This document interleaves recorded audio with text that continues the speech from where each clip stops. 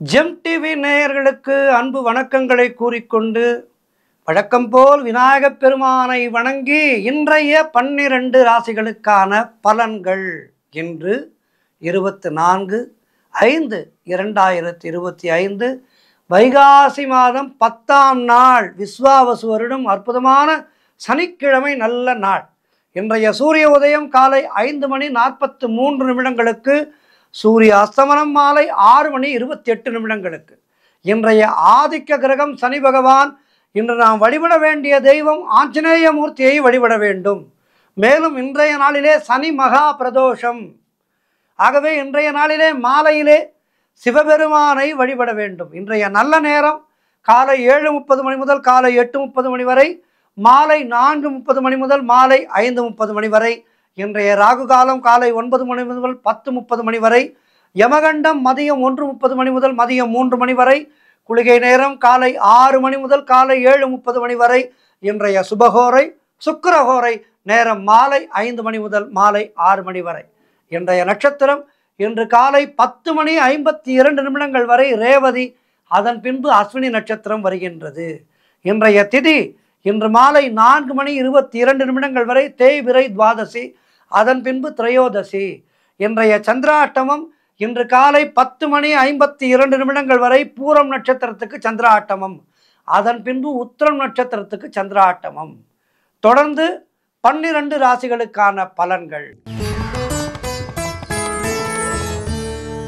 மேஷ ராசி அன்பர்களே, இன்று காலை 10:52 பின் சந்திரன் உங்கள் ராசியிலேயே இருக்கின்றார். ஆகவே உங்கள் ராசி அதிபதி செவ்வாயாகப்பட்டவர் ராசிக்கு 4ஆம் இடத்திலே இருக்கின்றார்.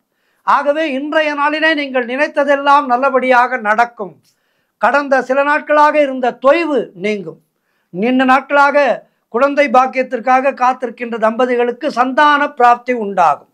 தொழில் மற்றும் வியாபாரத்திலே சிறப்பான முன்னேற்றம் ஏற்படும். காரிய தடைகளெல்லாம் விலகி எடுக்கின்ற முயற்சிகள் அனைத்திலும் பெரும் வெற்றி கிடைக்கின்ற அற்புதமான நாள். வேலை தேடி கொண்டிருப்பவர்களுக்கு நல்ல வேலை கிடைக்கும். எதிர்பார்த்த பணம் கைக்கு வரும். நண்பர்கள் மூலம் நல்ல அனுகூலம் உண்டாகும். பொருளாதாரம் திருப்திகரமாக இருக்கும். கடன் பிரச்சனைகள் எல்லாம் தீரும். சம்பள உயர்வு, பதவி உயர்வு போன்றவை கிடைத்து மனதுக்கு சந்தோஷத்தை ஏற்படுத்தும். உடல் ஆரோக்கியமும் திருப்திகரமாக இருக்கின்றது. ஆகவே இன்றைய நாள் சிறப்பான நாள். ஆஞ்சநேயரை வணங்குங்கள். மாலையிலே சிவ தரிசனம் செய்யுங்கள். வாழ்த்துக்கள். ரிஷபராசி அன்பர்களே, இன்று காலை 10:52 பின் சந்திரன் உங்கள் ராசிக்கு 12ஆம் இடத்துக்கு வருகின்றார். உங்களுடைய ராசி அதிபதி சுக்கிரன் ராசிக்கு 11ஆம் இடத்திலே இருக்கின்றார். ஆகவே இன்றைய நாளிலே உடல் ஆரோக்கியத்திலே மிகுந்த எச்சரிக்கையாக இருக்க வேண்டும். கொடுத்த வாக்கை காப்பாற்ற முடியாத சூழ்நிலைகள் ஏற்படும். ஆகவே மிக கவனமாக இருக்க வேண்டும். அலுவலகத்திலே வேலை பளு அதிகமாக இருக்கும். பொருளாதாரம் நெருக்கடியாக இருக்கும். வீண் விரயங்கள் உண்டாகும். ஆகவே மிக கவனமாக இருக்க வேண்டிய நாள். தொழில் சம்பந்தமான புதிய கடன் எதுவும் வாங்காதீர்கள். நீங்களும் கடன் கொடுக்காதீர்கள். புதிய முயற்சிகளை இன்றைய நாளிலே செய்யாதீர்கள். மேலதிகாரிகளால் நெருக்கடிகள் உண்டாகலாம். வேலை மாற்றம் ஒரு சிலருக்கு உண்டாகும். தேவையில்லாமல் யாருடைய விஷயங்களிலும் தலையிடாதீர்கள். வீண் வாக்குவாதங்களை தவிர்க்க வேண்டிய நாள். மௌனத்தை கடைபிடித்துக் கொள்ளுங்கள். மௌனம் சர்வ பாப நிவாரணி. ஆகவே மௌனத்தை கடைபிடித்துக் கொள்ளுங்கள். ஆஞ்சநேய வழிபாடு செய்யுங்கள். மாலையிலே சிவ வழிபாடு செய்யுங்கள். வாழ்த்துக்கள். மிதுன ராசி அன்பர்களே, இன்று காலை 10:52 பின் சந்திரன் உங்கள் ராசிக்கு 11ஆம் இடத்துக்கு வருகின்றார். உங்களுடைய ராசி அதிபதி புதன் ராசிக்கு 12ஆம் இடத்திலே இருக்கின்றார். ஆகவே இன்றைய நாளிலே எதிர்பார்த்த பணம் கைக்கு வரும். செய்தொழிலிலே நல்ல முன்னேற்றம் உண்டாகும். உழைப்புக்கு ஏற்ற ஊதியம் கிடைக்கும். கடன் பிரச்சனைகள் முற்றிலுமாக ஒரு முடிவுக்கு வரும். வேலை தேடிக்கொண்டிருப்பவர்களுக்கு நல்ல வேலை கிடைக்கும். எடுக்கின்ற முயற்சிகளிலே பெரும் வெற்றி கிடைக்கின்ற நாள். சுப காரியங்கள் நடக்கக்கூடிய நல்ல நாள். காரிய தடைகள் எல்லாம் விலகும். உடல் ஆரோக்கியத்திலே நல்ல முன்னேற்றம் உண்டாகும். வீடு, வண்டி, வாகன மாற்றம் ஏற்படும். குழந்தைகளால் பெருமை ஏற்படும். நண்பர்களால் நல்ல அனுகூலம் உண்டாகும். பொருளாதாரத்திலே பெரும் வளர்ச்சி உண்டாகும். குடும்ப ஒற்றுமை சந்தோஷத்தை தரும். மொத்தத்தில் சிறப்பான நாள். சிவனை வணங்க வேண்டிய நாள். சிவ அம்சமான ஆஞ்சநேய பெருமானை வணங்க வேண்டிய நாள். வாழ்த்துக்கள். கடகராசி அன்பர்களே, இன்று காலை 10:52 பின் சந்திரன் உங்கள் ராசிக்கு 10ஆம் இடத்திலே வருகின்றார். ஆகவே இன்றைய நாளிலே பொருளாதாரத்திலே பெரும் வளர்ச்சி உண்டாகும். அரசு வகையிலே நல்ல ஆதாயம் உண்டாகும். உடல் ஆரோக்கியம் நன்றாக இருக்கும். காரிய அனுகூலங்கள் உண்டாகின்ற நாள். உத்தியோக வகையிலே நல்ல மாற்றம் ஏற்படும். தொழில் செய்பவர்களுக்கு நல்ல முன்னேற்றம் உண்டாகும். திருமணம் சம்பந்தமான பேச்சுவார்த்தைகள் எல்லாம் இனிதே முடிகின்ற நாள். வீடு கட்டுவதற்கான முயற்சிகளிலே பெரும் வெற்றி கிடைக்கும். மனக்குழப்பங்கள் எல்லாம் தீர்ந்து மனதிலே தெளிவு உண்டாகின்ற நாள். உங்களுடைய முயற்சிகள் எல்லாம் கைகூடும். கடன் தொல்லைகள் விலகும். தாய் வழி சொந்தங்களின் உதவிகள் எல்லாம் கிடைக்கும். மொத்தத்தில் இன்றைய நாள் சிறப்பான நாள். சிவனை வழிபாடு செய்யுங்கள், ஆஞ்சநேயரை வழிபாடு செய்யுங்கள். வாழ்த்துக்கள். சிம்மராசி அன்பர்களே, இன்று காலை 10:52 பின் சந்திரன் உங்கள் ராசிக்கு 9ஆம் இடத்திலே வருகின்றார். உங்களுடைய ராசி அதிபதி சூரியன் ராசிக்கு 10ஆம் இடத்திலே வருகின்றார். ஆகவே இன்றைய நாளிலே அலுவலகத்திலே சம்பள உயர்வு, பதவி உயர்வு போன்றவை கிடைக்கும். மனதுக்கு சந்தோஷத்தை தரும். குழந்தை பாக்கியத்திற்காக காத்திருக்கின்ற தம்பதிகளுக்கு சந்தான பிராப்தி உண்டாகும். திருமணம் போன்ற சுபகாரிய பேச்சுவார்த்தைகள் கைகூடி வரும். நண்பர்கள், உறவினர்கள் மூலம் நல்ல ஆதாயம் உண்டாகும். உங்களுடைய தொழில் தொடங்கும் முயற்சிகள் பெரும் வெற்றியை பெறும். காரிய தடைகள் எல்லாம் விலகி காரிய வெற்றிகள் உண்டாகும். நீங்கள் நினைத்தது அனைத்தும் நல்லபடியாக நடக்கக்கூடிய அற்புதமான நாளாக இருக்கின்றது. எதிர்பார்த்த பணம் கைக்கு வரும். தொழில் மற்றும் வியாபாரத்திலே நல்ல லாபம் ஏற்படும். உடல் ஆரோக்கியம் சிறப்பாக இருக்கும். வீடு, வண்டி, வாகன மாற்றம் ஏற்படும். மொத்தத்தில் இன்றைய நாள் மிக சிறப்பான நாள். ஆஞ்சநேயரை வழிபாடு செய்யுங்கள், சிவபெருமானை வழிபாடு செய்யுங்கள். வாழ்த்துக்கள். கன்னிராசி அன்பர்களே, இன்று காலை 10:52 பின் சந்திரன் உங்கள் ராசிக்கு 8ஆம் இடத்திலே வருகின்றார். உங்களுடைய ராசி அதிபதி புதன் ராசிக்கு 9ஆம் இடத்திலே வருகின்றார். இன்று நாள் முழுவதும் உங்களுக்கு சந்திராட்டமம். மௌனத்தை கடைபிடியுங்கள். யாரிடமும் அதிகம் பேசாதீர்கள். செய்கின்ற செயல்களிலே எல்லாம் பெரும் எச்சரிக்கையோடு இருக்க வேண்டிய நாள். கோர்ட்டு கேஸ் போன்ற பிரச்சனைகளிலே இன்றைய நாளிலே ஈடுபடக்கூடாது. அலுவலகத்திலே வேலை பளு அதிகமாக இருக்கும். வேலை செய்யும் இடத்திலே மேலதிகாரிகளை அனுசரித்து செய்ய வேண்டும். கோபத்தை முற்றிலுமாக தவிர்க்க வேண்டிய நாள். கடன் வாங்காதீர்கள், நீங்களும் கடன் கொடுக்காதீர்கள். கணவன் மனைவிக்குள் சண்டை சச்சரவுகள் ஏற்பட்டு விலகும். கூட்டு தொழிலிலே புதிய முதலீடுகளை தவிர்க்க வேண்டிய நாள். உடல் ஆரோக்கியத்திலே மிகுந்த எச்சரிக்கை தேவை. குலதெய்வ வழிபாடு மன அமைதியை தரும். மனக்குழப்பமும் பதட்டமும் இருக்கக்கூடிய நாள். அதை அகற்றுவதற்கு ராம நாமம் ஜபித்துக் கொள்ளுங்கள். ஆஞ்சநேய மூர்த்தியை வணங்குங்கள். மாலையிலே பிரதோஷ நாள். சிவ தரிசனம் செய்யுங்கள். வாழ்த்துக்கள். துலாம் ராசி அன்பர்களே, இன்று காலை 10:52 பின் சந்திரன் உங்கள் ராசிக்கு 7ஆம் இடத்திலே வருகின்றார். உங்களுடைய ராசி அதிபதி சுக்கிரன் ராசிக்கு 6ஆம் இடத்திலே இருக்கின்றார். ஆகவே தொழிலிலே நல்ல லாபம் கிடைக்கும். திருமண பேச்சுவார்த்தைகள் இனிதே முடியும். கணவன் மனைவிக்குள் இருந்து வந்த பிரச்சனைகள் எல்லாம் சரியாகும். புதிய தொழில் முயற்சிகள் எல்லாம் பெரும் வெற்றியை தரும். நண்பர்கள் மூலம், உறவினர்கள் மூலம் அனுகூலம் உண்டாகும். மனம் மிகவும் உற்சாகமாக காணப்படும். அதேபோல் வீடு, வண்டி, வாகன யோகம் உண்டாகும். அலுவலகத்திலே சம்பள உயர்வு, பதவி உயர்வு போன்றவை கிடைத்து மனதுக்கு சந்தோஷத்தை தரும். மொத்தத்தில் மனக்குழப்பங்கள் எல்லாம் தீர்ந்து மனதிலே தெளிவு உண்டாகின்ற நாள். எதிலும் வெற்றி உண்டாகின்ற நாள். ஆஞ்சநேயரை வணங்குங்கள், சிவபெருமானை வணங்குங்கள். வாழ்த்துக்கள். ரிச்சிகராசி அன்பர்களே, இன்று காலை 10:52 பின் சந்திரன் உங்கள் ராசிக்கு 6ஆம் இடத்திலே வருகின்றார். உங்களுடைய ராசி அதிபதி செவ்வாய் ராசிக்கு 9ஆம் இடத்திலே இருக்கின்றார். ஆகவே இன்றைய நாளிலே தேவையில்லாத செலவுகள் ஏற்படும். ஆகவே செலவு செய்யும் போது கவனமாக இருக்க வேண்டும். உத்தியோகத்திலே இருப்பவர்கள் பணியிலே கூடுதல் கவனம் செலுத்த வேண்டிய நாள். தொழில் மற்றும் வியாபாரத்திற்காக புதிய முதலீடுகளை முற்றிலுமாக தவிர்க்க வேண்டிய நாள். திருமணம் போன்ற சுபகாரிய பேச்சுவார்த்தைகள் சற்று தாமதமாகும். உடல் உழைப்பு அதிகமாகும். வருமானம் குறைவாக இருக்கும். நண்பர்கள் மூலம் அனுகூலம் உண்டாகும். உடல் ஆரோக்கியத்திலே மிகுந்த எச்சரிக்கையாக இருக்க வேண்டும். குடும்பத்திலே கணவன் மனைவிக்குள் சண்டை சச்சரவுகள் ஏற்பட்டு விலகும். வீடு, வண்டி சம்பந்தமான விரய செலவுகள் சிலருக்கு ஏற்படலாம். கூட்டு தொழிலிலே மன வருத்தங்கள் உண்டாகலாம். குலதெய்வ வழிபாடு வெற்றியை தரும், மன அமைதியை தரும். மொத்தத்தில் காரிய தடைகள் ஏற்பட்டு விலகுகின்ற நாள். காரிய தடைகள் விலகுவதற்கு ஆஞ்சநேய பெருமானை வணங்குங்கள். மாலையிலே சிவ தரிசனம் செய்யுங்கள். வாழ்த்துக்கள். தனுராசி அன்பர்களே, இன்று காலை 10:52 பின் சந்திரன் உங்கள் ராசிக்கு 5ஆம் இடத்திலே வருகின்றார். உங்களுடைய ராசி அதிபதி குரு ராசிக்கு 7ஆம் இடத்திலே இருக்கின்றார். ஆகவே இன்றைய நாளிலே உங்களுக்கு பழைய பாக்கிகள் எல்லாம் வசூலாகும். உங்களுடைய உழைப்புக்கு ஏற்ற ஊதியம் கிடைக்கின்ற நல்ல நாள். கடன் பிரச்சனைகள் முற்றிலுமாக ஒரு முடிவுக்கு வரும். குழந்தை பாக்கியத்திற்காக காத்திருக்கின்ற தம்பதிகளுக்கு சந்தான பிராப்தி உண்டாகும். பூர்வீக சொத்திலே இருந்து வந்த பிரச்சனைகள் எல்லாம் தீரும். கூட்டு தொழிலிலே நல்ல முன்னேற்றம் உண்டாகும். கணவன் மனைவியிடையே நல்ல ஒற்றுமையும் அந்யோன்யமும் ஏற்படும். சுப விரயங்கள் ஒரு சிலருக்கு ஏற்படும். ஏதேனும் நல்ல பொருட்களை வாங்குவீர்கள், நகை வாங்குவீர்கள், வீடு கட்டுவதற்கு நிலம் வாங்குவீர்கள். இப்படி சுப செலவுகள் ஏற்படுகின்ற நாள். தொழில் மற்றும் வியாபாரத்திலே நல்ல லாபம் உண்டாகும். நண்பர்கள் மூலம், உறவினர்கள் மூலம் அனுகூலம் உண்டாகும். சிறப்பான நாள் இது. ஆஞ்சநேயரை வணங்குங்கள், சிவபெருமானை வணங்குங்கள். வாழ்த்து. மகர ராசி அன்பர்களே, இன்று காலை 10:52 பின் சந்திரன் உங்கள் ராசிக்கு 4ஆம் இடத்துக்கு வருகின்றார். உங்களுடைய ராசி அதிபதி சனி ராசிக்கு 2ஆம் இடத்துக்கு வருகின்றார். ஆகவே இன்றைய நாளிலே உறவினர்களால் ஆதாயம் உண்டாகும். தாய் வழி சொத்துக்கள் கைக்கு வரும். வீடு, வண்டி, வாகன யோகம் உண்டாகும்.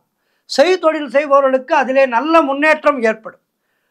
20% அதிகமாக லாபம் கிடைக்கின்ற நாள். சிறிய லாபம் கிடைக்கும் என்று நினைப்பீர்கள், ஆனால் பெருத்த லாபம் கிடைக்கும். எப்படி எதிர்பாராத லாபங்கள் வருகின்றன.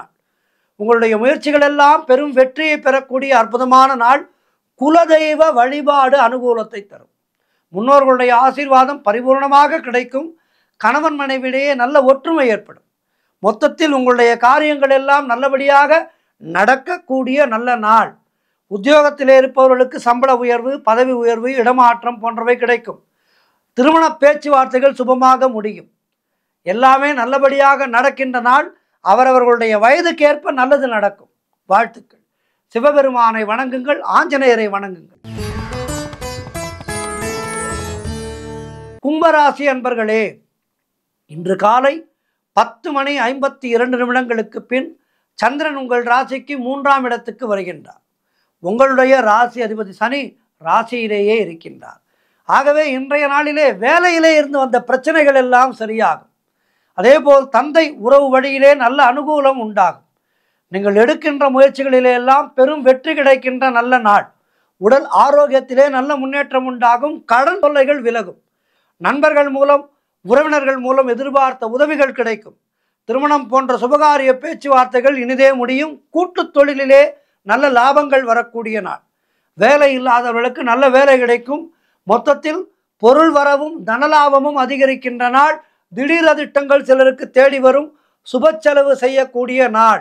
ஆஞ்சநேயரை வணங்குங்கள், ஆஞ்சநேயரை வணங்குங்கள், சிவபெருமானை வணங்குங்கள். வாழ்த்துக்கள். இறுதியாக மீனராசி அன்பர்களே, இன்று காலை 10:52 பின் சந்திரன் உங்கள் ராசிக்கு 2ஆம் இடத்துக்கு வருகின்றார். உங்களுடைய ராசி அதிபதி குரு ராசிக்கு 4ஆம் இடத்துக்கு வருகின்றார். ஆகவே இன்றைய நாளிலே காரிய வெற்றிகள் உண்டாகும். முயற்சிகளிலே பெரும் வெற்றி கிடைக்கும். திருமணம் போன்ற சுபகாரிய பேச்சுவார்த்தைகள் இனிதே முடியும். வீடு, வண்டி, வாகன யோகம் உண்டாகும். கூட்டு தொழில் செய்பவர்களுக்கு நல்ல அற்புதமான லாபம் கிடைக்கின்ற நாள். எதிர்பார்த்த இடமாற்றம் அமையும். பழைய பாக்கிகள் வசூலாகும். குலதெய்வ வழிபாடு வெற்றியை தரும். மனம் மிகவும் சந்தோஷமாக இருக்கின்ற நாள். கடன் பிரச்சனைகள் ஒரு முடிவுக்கு வரும். பொருளாதாரம் திருப்திகரமாக இருக்கும். பிள்ளைகளால் பெருமை ஏற்படும். வாழ்க்கை துணையால் நல்ல மகிழ்ச்சி உண்டாகும். உறவினர்களோடு இருந்து வந்த மன வருத்தங்கள் எல்லாம் தீரும். தொழில் மற்றும் வியாபாரத்திலே நல்ல முன்னேற்றம் உண்டாகும். அலுவலகத்திலே இருந்து வந்த நெருக்கடிகள் எல்லாம் குறையும். மொத்தத்தில் இன்றைய நாள் மிக மிக சிறப்பான நாள். சிந்தை மகிழ சிவபுராணம் படியுங்கள். அதேபோல் ஆஞ்சநேய மூர்த்தியை வணங்குங்கள். இன்றைய நாளிலே 12 ராசியினருக்கும் இன்றைய நாள் சிறப்பாக இருக்க பிரார்த்தித்துக் கொள்கின்றேன். நன்றி, வணக்கம். இன்றைய ஆன்மீக தகவல், ராமாயணம், மகாபாரதம் இதில் இருக்கின்ற கிளை கதைகளை பற்றியெல்லாம் இந்த ஆன்மீக தகவலிலே அவ்வப்போது அதிகம் பார்த்து கொண்டே இருக்கின்றோம். அதேபோல் இன்றைய நாளிலே நாம் பார்க்க இருப்பது மகாபாரதத்திலே நாம் அதிகம் கேட்டிராத ஒரு அற்புதமான நிகழ்வு. இந்த கண்ணன் தன்னுடைய தர்மத்தை, இந்த உலகத்திலே தர்மத்தை நிலைநாட்டுவதற்கு எப்படியெல்லாம் தன்னுடைய மூளையை உபயோகப்படுத்தி உலகத்திலே தர்மத்தை நிலைநாட்டியிருக்கின்றார் என்பதை இந்த மகாபாரதத்தை நாம் படிக்கும்போது நாம் உணர்ந்து கொள்ளலாம். மகாபாரதமும் ராமாயணமும் நம்முடைய அன்றாட வாழ்விலே நமக்கு வாழ்க்கையை கற்பிக்கின்ற அற்புதமான ஒரு பாட நூல் ஆகும். ஆகவே ராமாயணத்தையும் மகாபாரதத்தையும் படித்து அதன் வழி நடப்பவர்களுக்கு வாழ்க்கையிலே துன்பம் என்பது அணுகாது. ஆகவே இன்றைய நாளிலே அதிகம் கேட்டிராத ஒரு மகாபாரத கதையைத்தான் பார்க்க இருக்கின்றோம். பாண்டவர்களும் திரௌபதியும் பந்தியிலே அமர வைத்து மிகப்பெரிய விருந்து கொடுக்கின்றார்கள். கௌரவர்களுக்கு மிகப்பெரிய விருந்து கொடுக்கின்றார்கள். விருந்திலே துரியோதனன், துச்சாதனன், கர்ணன், சகுனி போன்ற பெரியவர்கள் எல்லாம் வரிசையாக அமர்ந்திருக்கின்றார்கள். கௌரவர்களே அவர்கள்தான் பெரியவர்கள், அவர்கள் அமர்ந்திருக்கின்றார்கள். திரௌபதி பரிமாறிக்கொண்டே வருகின்றாள். துரியோதனனுடைய இலைக்கு அருகிலே வருகின்றாள். திரௌபதியை அவமானப்படுத்த வேண்டும் என்கின்ற எண்ணத்தோடு இருந்த துரியோதனன் திரௌபதியை மனதை மிகவும் பாதிக்கின்ற ஒரு கேள்வியை கேட்டான். ஐவரின் பத்தினியே இன்று யாருடைய முறை என்று குதர்க்கமாக கேட்டான் துரியோதனன். திரௌபதிக்கு அந்த கேள்வி அவளுடைய நாடி நரம்புகளை எல்லாம் தளர்த்தியது. அவளால் அந்த கேள்வியை எதிர்கொள்ள முடியவில்லை. செய்வதறியாது திகைத்து பரிமாறுவதை நிறுத்திவிட்டு உள்ளே சென்று விட்டாள். கண் கலங்கினாள். அந்த நேரம் அங்கு தோன்றினார் பகவான் ஸ்ரீகிருஷ்ணர். கலங்காதே திரௌபதி, நடந்ததை நான் கவனித்தேன். எல்லோர் முன்னிலையிலும் உன்னை அவமானப்படுத்தி அழவைக்கு நினைத்திருந்தான் துரியோதனன். அதனால் இப்படி ஒரு கொடுமையான கேள்வியை உன்னை பார்த்து கேட்டுவிட்டான். வா, அவனுக்கு நான் பாடம் கற்பிக்கின்றேன். நான் சொல்வது போல் செய், அது போதும் என்றான் கண்ணன். மிகுந்த மனக்கலக்கத்தோடு இருந்த திரௌபதி கண்ணன் சொன்னபடி செய்கிறேன் என்று சொன்னாள். நீ என்ன சொல்கின்றாயோ அதன்படி செய்கின்றேன் கிருஷ்ணா. எனக்கு மனம் மிகவும் வேதனையாக இருக்கின்றது என்றார். நீ மீண்டும் உணவு பரிமாறப்போ. துரியோதனன் மீண்டும் அதே கேள்வியை உன்னிடம் கேட்டு ஏன் பதில் கூறவில்லை என்று கேட்பான். உடனே நீ தக்ஷன் முறை என்று மட்டும் சொல். அதன் பிறகு துரியோதனன் அந்த இடத்திலேயே இருக்க மாட்டான், சாப்பிடாமலேயே சென்று விடுவான் என்று கூறினார் கிருஷ்ணர். கிருஷ்ணனுடைய வார்த்தைகளை தட்ட முடியாமல் விருந்து மண்டபத்துக்கு மீண்டும் சென்றாள் திரௌபதி. மீண்டும் துரியோதனுடைய இலை அருகிலே அவள் வந்தாள். அப்போதும் விஷமத்தோடு அதே கேள்வியை மீண்டும் கேட்டு, எனக்கு நீ பதில் கூறவே இல்லையே, இன்று யாருடைய முறை என்று குதர்க்கமாக மறுபடியும் கேட்டான் துரியோதனன். கிருஷ்ணன் சொல்லி அனுப்பியது போலவே இன்று தக்ஷகன் முறை என பளிச்சென பதில் தந்தாள் திரௌபதி. அதை கேட்டு விஷநாகம் தீண்டியது போல் அதிர்ந்தான் துரியோதனன். சட்டென எழுந்து அங்கிருந்து வெளியேறிவிட்டான். திரௌபதிக்கு மிகுந்த ஆச்சரியம். கண்ணனிடம் ஓடோடி வந்தாள். கண்ணா, இது என்ன மாயம்? யார் அந்த தக்ஷகன்? அவன் பெயரை கேட்டதும் துரியோதனன் ஏன் இப்படி பெயறிந்தார் போல் பதறி சாப்பிடாமல் கூட எழுந்து ஓடுகின்றானே என்று கேட்டார்.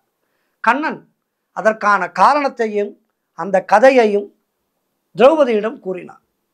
துரியோதனுடைய மனைவி பானுமதியானவள் மகா பதிவிரதை, கணவனையே தெய்வமாக கருதுகின்ற மிகுந்த உத்தமி. ஆனால் துரியோதனனோ பாண்டவர்களுடைய ராஜ்யத்தை அடைவதிலே குறியாக இருந்தான்.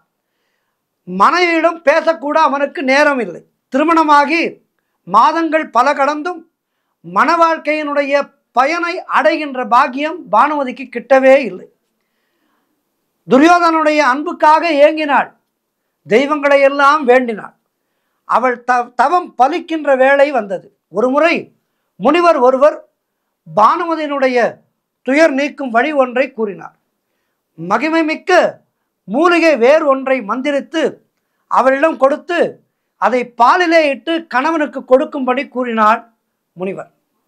பானுமதியும் அதன்படியே பாலை நன்கு காய்ச்சி அதிலே இனிப்பும் இன்சுவையையும் சேர்த்து முனிவர் தந்த வேரையும் அதிலே இட்டு கணவனுடைய வருகைக்காக காத்திருந்தார்.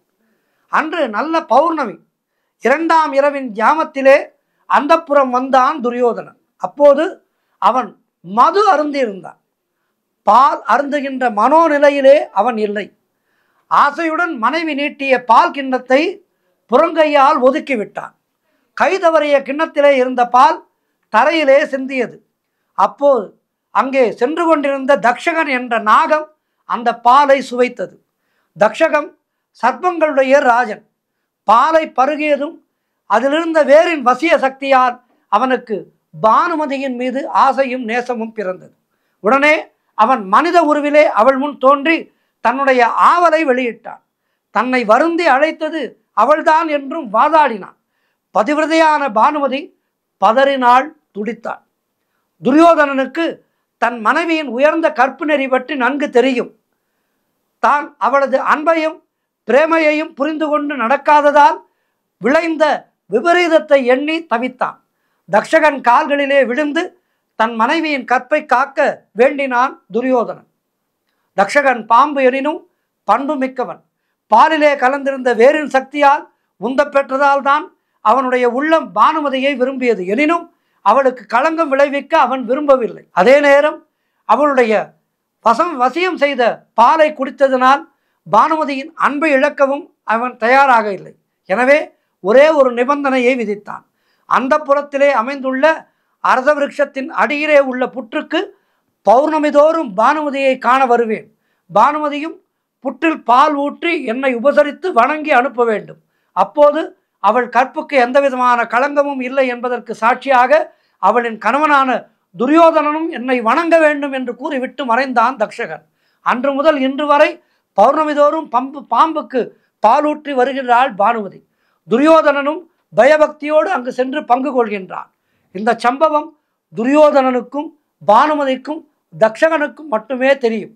இதனை வெளியே யாரிடமும் சொல்வதில்லை என்பது அவர்களுக்குள் அவர்கள் செய்து கொண்ட ஒப்பந்தம். இதனை கூறியவுடன் துரியோதனுடைய அதிர்ச்சி அதிகமாகிவிட்டது. சாப்பிடாமல் கூட எழுந்து சென்று விட்டான் என கூறி சிரித்தார் கிருஷ்ணர். துரியோதனனால் தனக்கு நேர்ந்த அவமானத்தை துடைத்து ஆறுதல் கூறிய கண்ணனுக்கு நன்றி கூறினாள் திரௌபதி.